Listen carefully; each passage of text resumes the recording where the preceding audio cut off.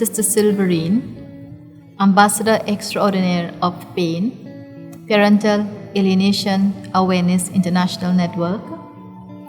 And we are talking about From Pain to Healing, where we're going to have a series of talks on Sundays from 5:30 p.m. to 6 p.m. on Sankhya TV. Thank you.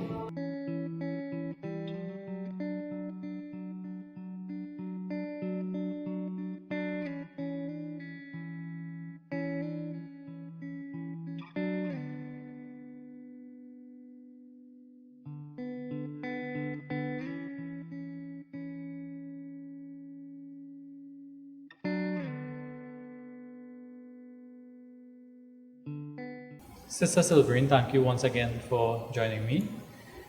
It's always a pleasure having you and having conversations with you.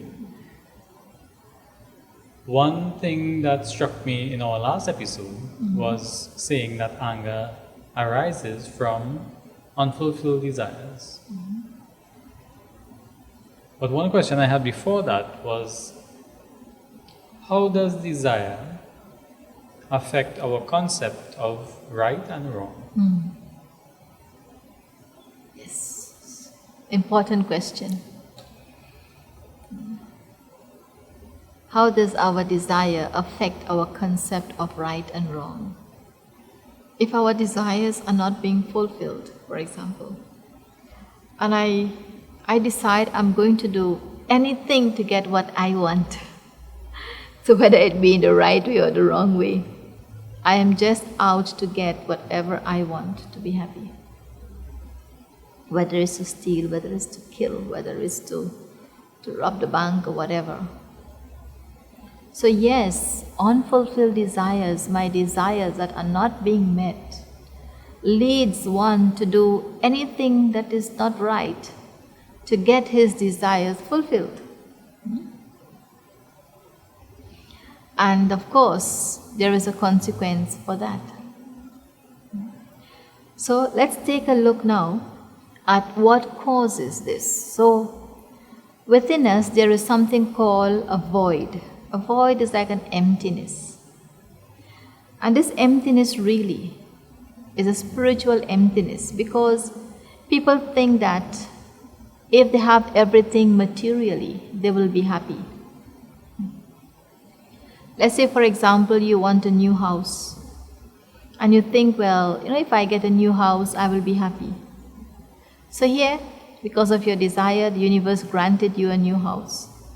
Here you are in your new house. In the first few days, you're very happy, enjoying your new house. But slowly, that happiness, that enjoyment will get less, which means it will reduce. Because after a few days, that happiness of enjoying the house will naturally start decreasing. Why? Because you searched for an external object to fill in that void, which is spiritual. And no material or physical object could fill this void, because this void is spiritual. And once you decide that you need something physical to fill this void, you will always have a void. Why? Because all the material things that you are taking support from, to be happy, for example, to be at peace or to be loved, at some point it could be taken away from you. And after it is taken away from you and you don't have it, it brings more pain and more sorrow. Which clearly shows us that your peace, your happiness, your love, your contentment, your satisfaction does not depend on anything physical. No. A spiritual void means that if I want to be happy, if I want to be at peace, I have to learn to work on myself to develop these qualities. Why? Because they are not found externally. If you simply ask someone, where is the peace you are searching for? They will quickly tell you that it is within. Where is the happiness you are searching for? It is within. So if the peace and the happiness that you are searching for is within, then why are we searching externally? So when I start searching within, and I come into touch with my own inner self, my own inner peace, my own inner happiness, my own inner love, then simply coming into touch with my own inner powers will start filling that void, because the void is not physical. It is a spiritual void that can only be filled with spiritual knowledge and spiritual energy. The material things could bring comfort to you on a physical level. You could be comfortable on an emotional level, but that will also be temporary. Nothing material, no material could give you total happiness. No.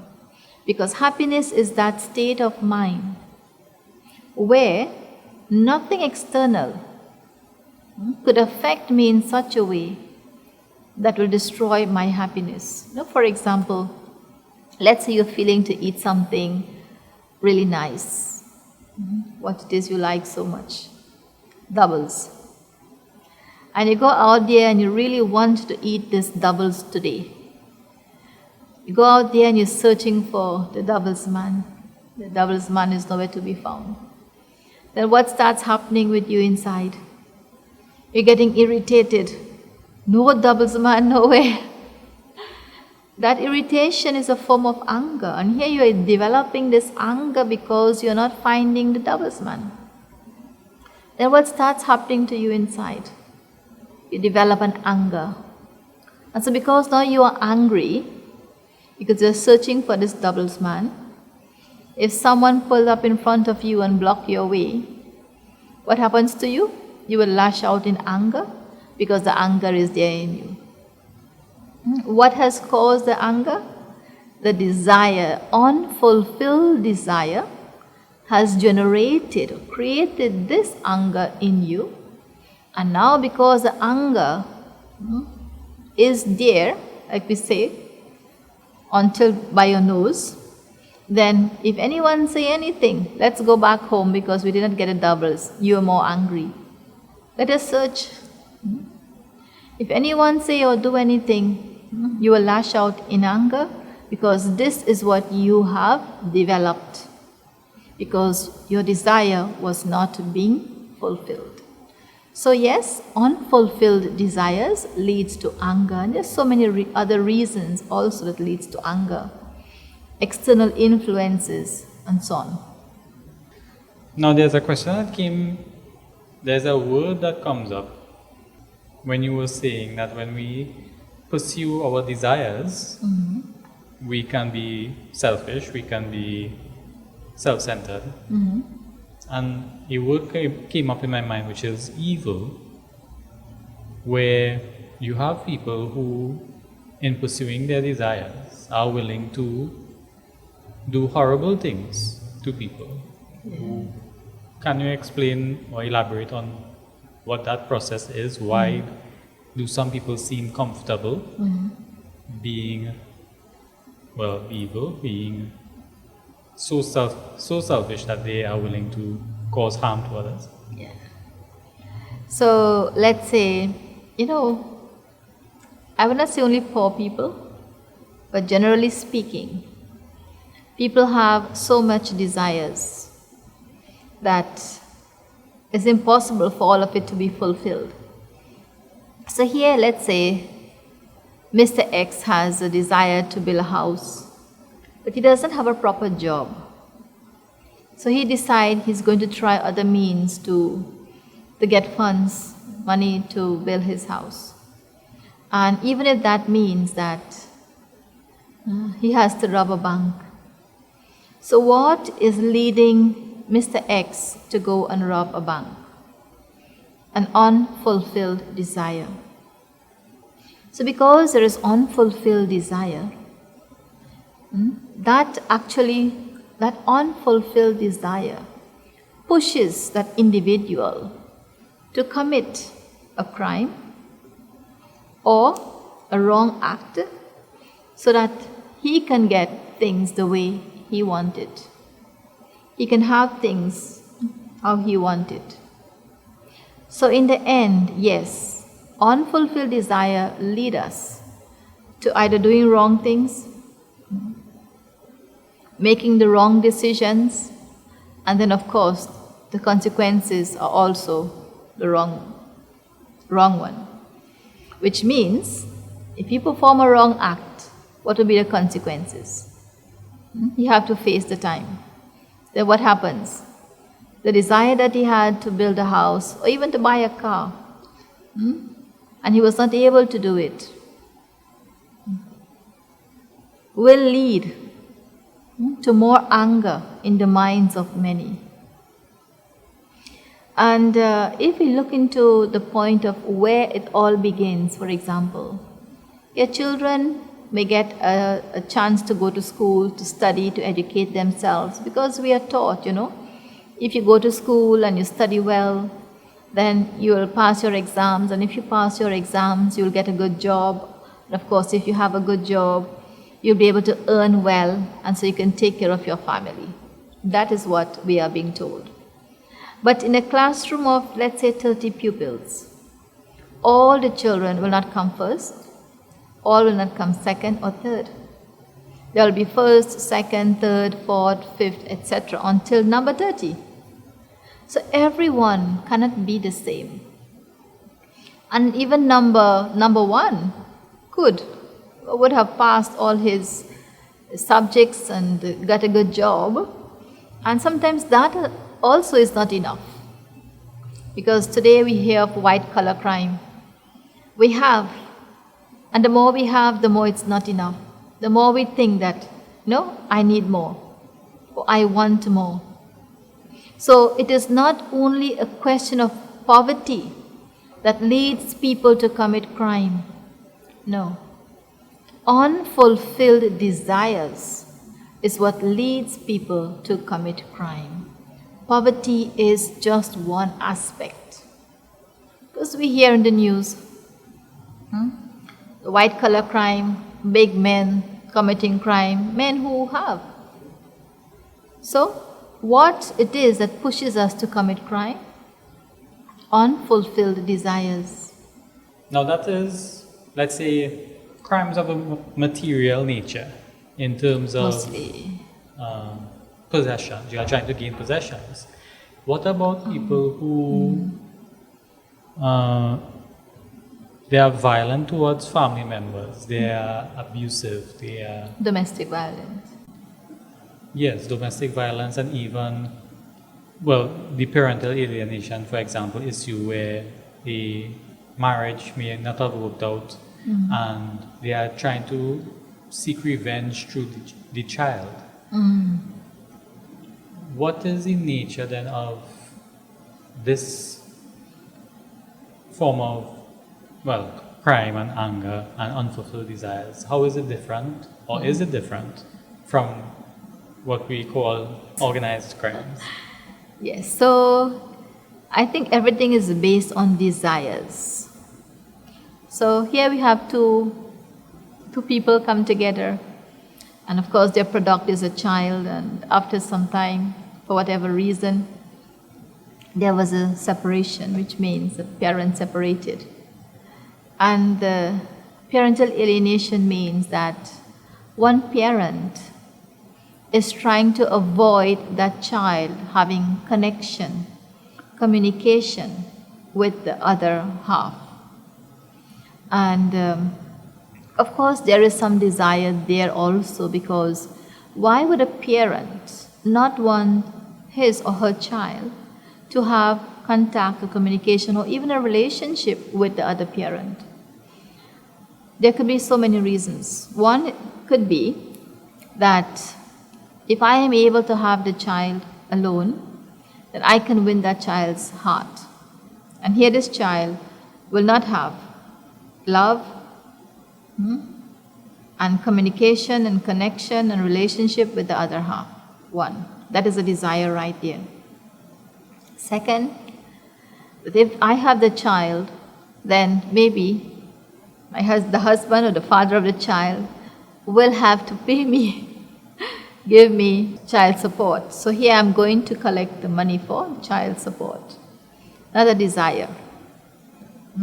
Another desire could be that through this child, I will be able to get many things, even through the government or whatever, because there is programs for single parent also. And also, who knows, that if the child is with me, I'll have the child alone. When this child grow up, then this child will support me. And of course, I will have a support in my old days. And there are so many other reasons. Now, let's think about what is happening in the mind of this child. This child that is not able to have a connection, a relationship with either his mother or father. Now, each child needs a certain kind of attention, love, nurturing from both parents. Not only one. Of course, the mother is first, but yes, a father's role also plays a big part in the minds of any child, be it a girl or boy. Each child needs the love and attention of both parents. Only then that child will grow up to have a healthy, emotional, and a mental state of mind.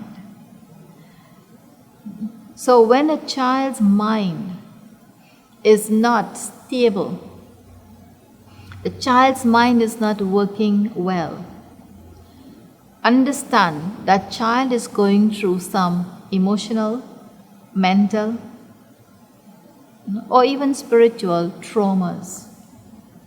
There is some problem in the mind of that child that isn't allowing that child to succeed, to grow, to produce. And that's when we tell the child, well, you are so dunce head.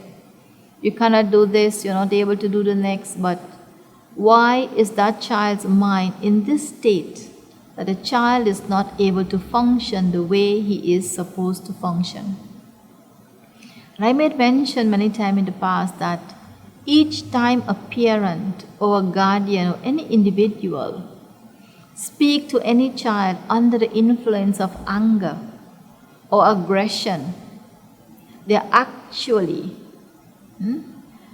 putting pressure in that child's mind to such an extent that you start damaging a mind. You start destroying a whole individual. That is how destructive anger or aggression could be, even in the form of words. Now talk about the energy or the vibrations. Unwanted child, for example. If a mother or father did not want that child, do you know what that child goes through? Not even through words, but even through thoughts. Because here you are thinking, I don't want this child, I did not want this child, and this child come into my life. Even at the level of thoughts, you are sending these negative vibrations towards this unborn child. What are you doing to this unborn child? Because your every thought is influencing the mind of this child. So what are you creating? What kind of individual are you creating for this world? When you are thinking in your mind that I don't want you, I did not want you, why are you coming into my life? Yes, mothers do think like this. Mothers who were not prepared to have a child. And so when this child takes birth in this home, besides how he is being treated now, or how he will be treated, he had already come prepared with a different mindset. So you will find this child from the time he is able to talk and walk, he is also angry. He is always very upset, and the child also is suffering from aggression. Who created this child like that? Who influenced this child like that? It is the mother, both mother and father, because sometimes a mother might want a child and the father may not. Sometimes it's vice versa, the father wants a child, the mother not. So influences can be from anyone. But once there is this feeling of rejection, I don't want this child, or I did not want this child. A simple form of rejection is putting a negative impact, is creating a negative impact on the mind of this child. Because here you are rejecting this child. So you are actually feeding this individual, this child's mind, with such a negativity, even towards you, so that when this child starts growing up, this child not listening to mother or father. And we have that kind of cases. Small children, they don't listen to their parents. And then we say, I don't know what kind of child is this. You are not my child. Of course he is your child if he was born through you. But what did you feed that child's mind with before that child was born? That now this child is responding or reacting in this way. Because you hear parents say that their children don't listen to them. Why children don't listen to their parents? What did you do for your child not to listen to you? So children are not all to be blamed, but parents have to be blamed also. So the time has crept upon us, and it's almost time for us to end today's episode. Once again, thank you for joining us, and thank you for sharing your knowledge and your deep understanding of human nature and the human psyche. And I would like you to end off today's episode in a short meditation. So once again, I invite you to join me in a short meditation. And so for the next few minutes, just find a comfortable position and sit relaxed.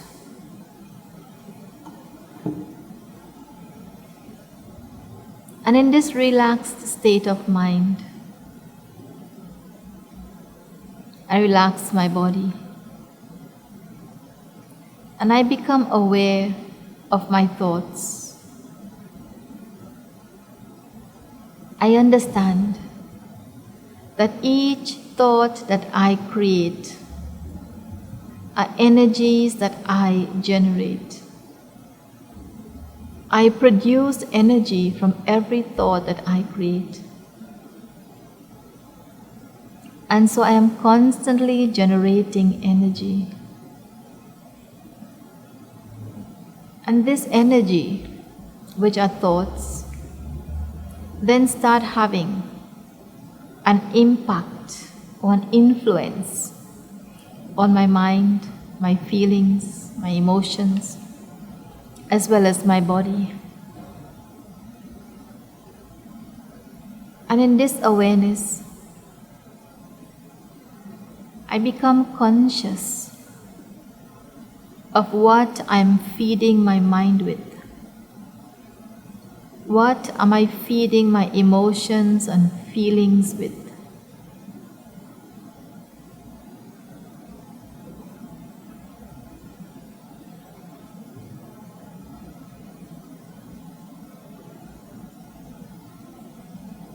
And whilst I reflect,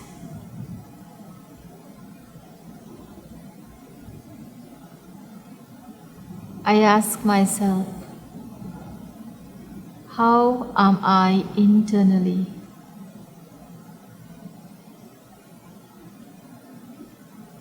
am I at peace with myself? Because only if I am at peace with myself will I be able to generate peaceful energies. I will then be able to influence my feelings, my emotions, as well as my body with these peaceful energies.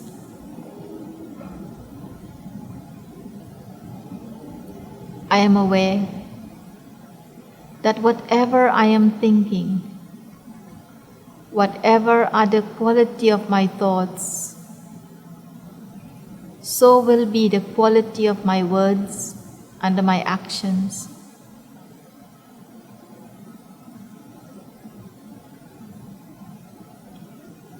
I am aware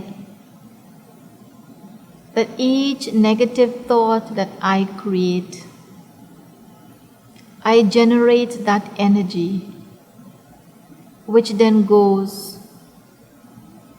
and have a negative impact on my feelings, my emotions, as well as my body.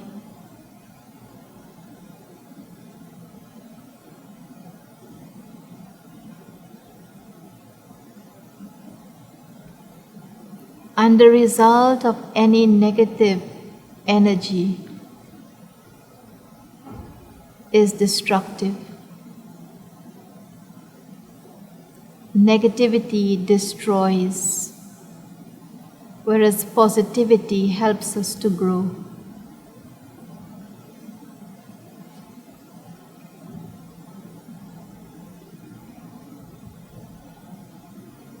What am I thinking?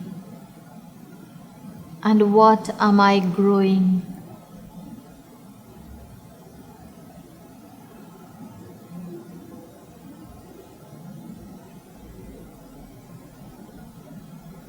If I create positive thoughts,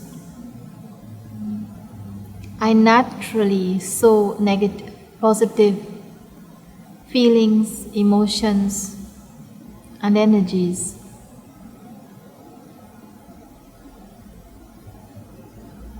Because thoughts are like seeds. Each positive thought that I create is like a positive seed that I am sowing. And each seed will eventually give fruits. And if I sow negative seeds, I reap the consequences of these negative fruits.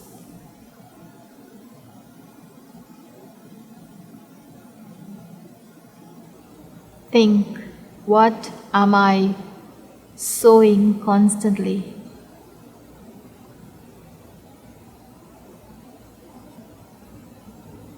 Am I creating positive thoughts and negative thoughts?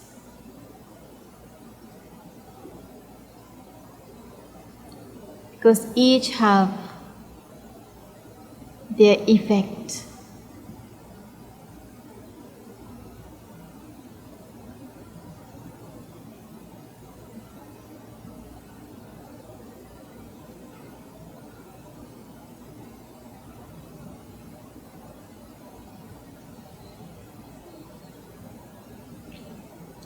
Thank you very much.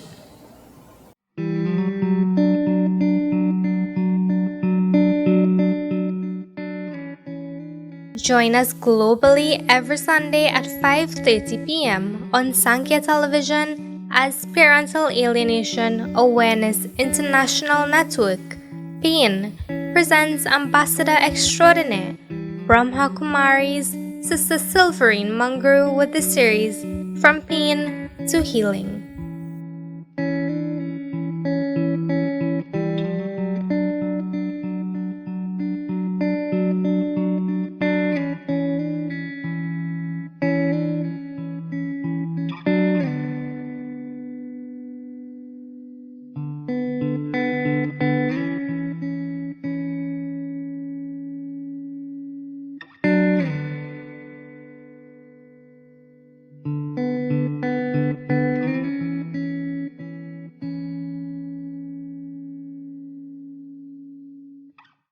This program is sponsored by Sampex Limited, Networking Societies for a Better Future.